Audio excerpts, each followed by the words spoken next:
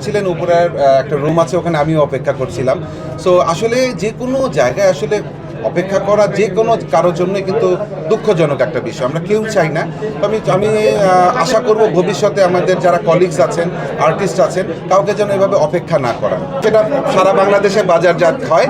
তো যে কোনো পার্লার এবং যে কোনো এই ধরনের বিউটি রিলেটেড প্রতিষ্ঠান আমার প্রতিষ্ঠানের সাথে সংযুক্ত।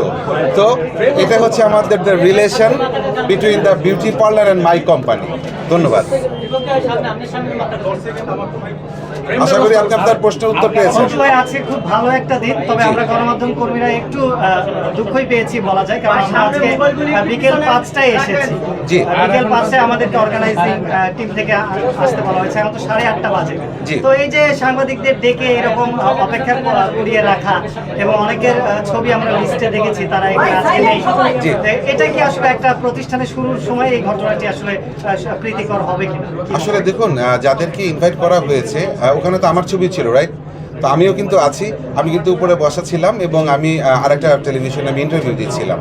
তো যে কারণে বারবার ডাকার কারণে আমি নিচে নেমে আসতে পারিনি। আর অনেকের ছবি যাদের ছিল এটা সম্পূর্ণ তাদের ব্যক্তিগত ব্যাপার। আসলে কেউ হয়তো বা কোনো কাজ এসে, সবাই জানেন যে ব্যস্ত আর্টিস্ট, কেউ দেশের বাইরে আছে, তারা হয়তো ব্যাটিং করতে পারেনি। তবে আপনারা ছাড়া তো আসলে আমরা যারা আছি আমরা কেউই কিছু না, আমরা কিন্তু কলিগ, আমরা একে অপরের পরিপূরক।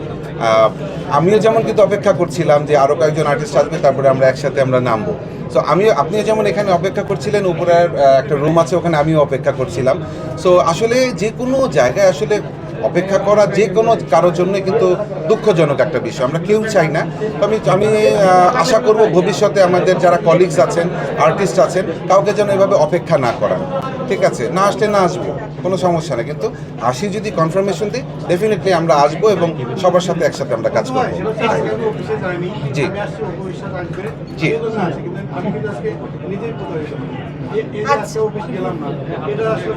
আচ্ছা, আমি মনে করি যে এটার আনসারটা মানে অর্গানাইজার যে আলিফ নিজে দিতে পারবে বলে আমার মনে হয়। প্লিজ। আমি অলরেডি 2 থেকে 3 বার বলেছি তাদের